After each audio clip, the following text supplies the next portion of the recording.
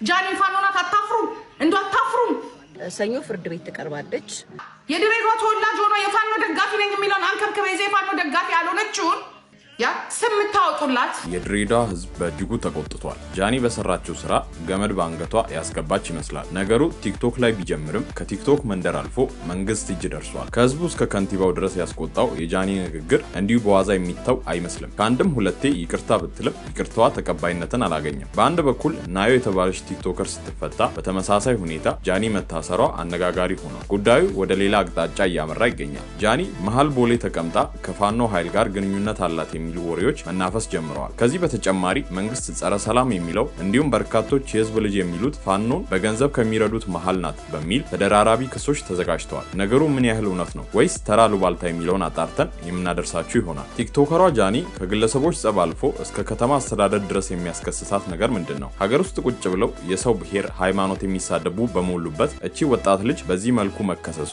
አግባብነት የሌለው ተግባር ነው። መንግስት ፖለቲከኞችን ትቶ ቲክቶከሮችን ማሰር መጀመሩ ልክ ያልሆነ ነው ሲሉ መታሰሯን የሚተቹ በርክተዋል። ጃኒ በአሁን ሰዓት ቦሌ አካባቢ ካለው መኖሪያ ቤቷ ተወስዳ የድሬዳዋ ፖሊስ እጅ ወድቃለች። ተደራራቢ ክሶች ተሰንደዋል። እነዚህ ክሶች ምንድናቸው? የምናደርሳችሁ ይሆናል። ውድ ቤተሰቦቻችን እናንተስ በቲክቶከሯ ጃኒ ላይ ያላችሁ ሐሳብ ምንድነው? የተናገረችው ንግግር ስህተት ሆኖ ሳለ ይቅርታ በጠየቀችበት ሁኔታ መታሰሯ ትክክል አይደለም ከሚሉት ወገን ወይስ አይ ለሌሎች ትምህርት ስለሚሆን መታሰሯ አስተማሪ ነው ከሚሉት ወገን ናችሁ? ሐሳባችሁን በጨዋነት መንገድ ኮሜንት ስፍራ ላይ አስቀምጡልን። ለቻናሉ እንግዳ ከሆናችሁ ሰብስክራይብ በማድረግ ቤተሰቡ ነው። ቪዲዮን ላይክ እና ሼር አድርጉ እያልን በቀጥታ ወደ ቪዲዮ እናልፋለን።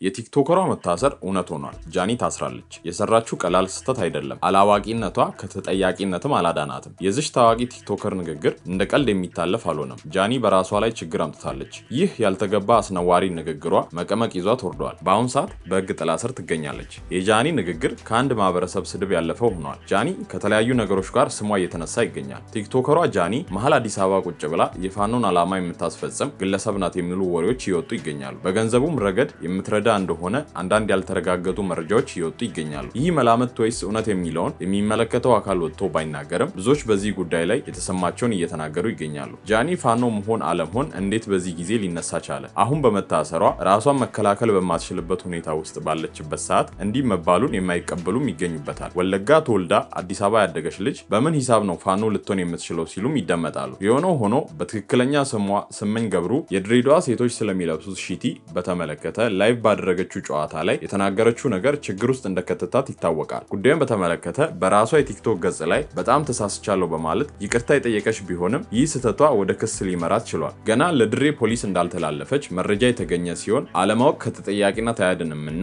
አንዳንዴ በመገናኛ ብዙሃን የምንናገረው ነገር መጠንቀቅ እንዳለብን መገንዘብ እንደሚያስፈልግ የጃኒ ሁኔታ አስተማሪ ሆኗል። እዚህ ላይ አንድ ነገር መገንዘብ ያለብን የአዲስ አበባ ፖሊስ ከሳሽ ስላልሆነ ተይዛለች ወይንም በቁጥጥር ስር ውላለች ሳይሆን መባል ያለበት እንዳደራ ተቀምጣለች ሲሆን አንድ የከተማ ወይንም የክልል ፖሊስ ከሳሽ ሲሆን እና የከሰሰውን አካል ያንን ግለሰብ በቁጥጥር ስር ሲያውል ብቻ ነው በቁጥጥር ስር ውላለች ሊባል የሚችለው። ስለዚህም ሁሉም ነገር በድሬዳዋ ፖሊስ እጅ ላይ ያለ ሲሆን አሁን ላይ ወደ ድሬዳዋ ፖሊስ ተልካ ክስ ይመሰረትባታል ወይስ ድሬዎች ይቅርታዋን ይቀበላሉ የሚለው ምላሽ እየተጠበቀ ይገኛል። በቲክቶክ ስሟ ጃኒ የተባለችው ስመኝ ገብሩ ስለ ድሬዳዋ ሴቶች የተናገረችው ንግግር ከድሬዳዋ ወጣቶች የከፋ ተቃውሞ አስነስቶባታል። ከሴት እስከ ወንዱ ከታዋቂ ሰዎች እስከ ሁሉም ሰዎች በሚባል ደረጃ ይህን ንግግሯን በመቃወም መልስ እየሰጧት ይገኛሉ። የቲክቶከሯ ጃኒ ንግግር ስህተት መሆኑ ሁሉም በሚባል ደረጃ አብዛኛው ሰው የሚያምነው ነገር ቢሆንም በመታሰሯ ግን የተለያዩ ሀሳቦች እየተሰጡ ይገኛሉ።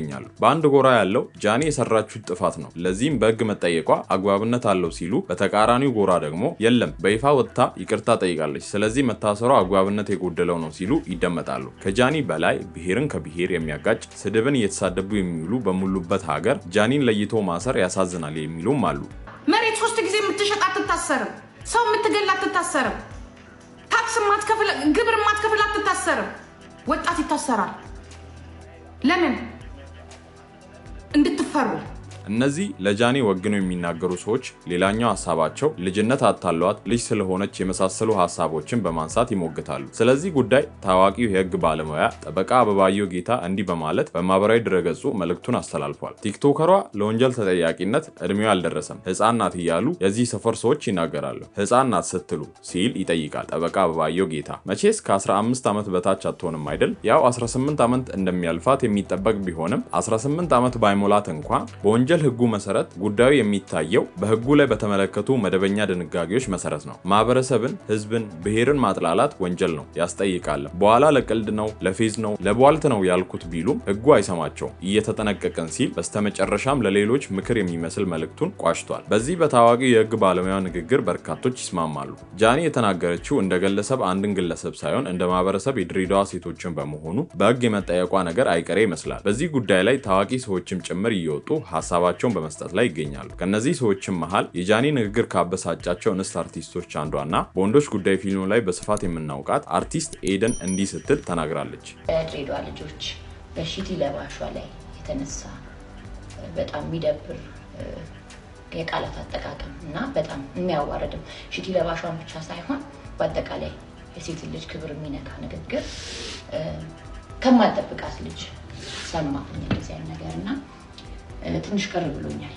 በሌላ በኩል ደግሞ በዚህ በቲክቶከሯ መታሰር ያልተዋጠላቸው በርካቶች በማህበራዊ ሚዲያው የራሳቸውን ሀሳብ በመስጠት ላይ ይገኛሉ። ስንት ብሔርን ከብሔር የሚያጋጭ ሰው፣ ሃይማኖትን የሚሳደብ ሰው፣ ማንነትን የሚራገጥ በሞላበት ሀገር፣ ስንት የሰው ነፍስ ያጠፋ ደረታቸውን ነፍተው በሚንጎራደዱበት ሀገር አንድ እናቷን የምታስተዳድር ልጅን ማሰር ጭካኔ ነው የሚሉም ይገኙበታል። እውነት ነው፣ ጃኒ ጥፋት ሰርታለች፣ ያውም ትልቅ ጥፋት። ነገር ግን መምከር ሲገባቸው እስሩ የጭካኔ ጥግ ያሳያል ይላሉ።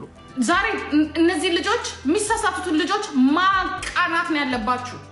ያ በማሰር አይደለም፣ በመምከር በማሰቃየት አይደለም፣ በመምከር። ከዚህ በተጨማሪ በርካቶች የጃኒ መታሰር ያሳዘናቸው የድሬዳዋ ከተማን ከንቲባን እየተማጸኑት ይገኛሉ። በኢትዮጵያዊነቱ የማይደራደረውና ሀገራችን ካሏት ምርጥ ከንቲባዎች አንዱ የሆኑት አቶ ጀዋር ከድር አንዱ ናቸው። ለሙስሊም ክርስቲያኑ ባላቸው ፍቅር ይታወቃሉ። ታዲያ አቶ ጀዋር በድሬዳዋ የመጣ እንደማይታገሱ አሳይተዋል። ቢሆንም ግን ለዚች ወጣት ቲክቶከር ምህረት እንዲያደርጉላት የሚማጸኑም አልጠፉም። የድሬዳዋ ከንቲባ አስተዳደር እባክን አጥፍታለች፣ ስህተት ሰርታለች። አዎ ለሌሎች መማሪያ እንዲሆን ከዚህ በኋላ ሁሉም ታርሞ እንዲኖር ጥሩ ትምህርት ነው። ግን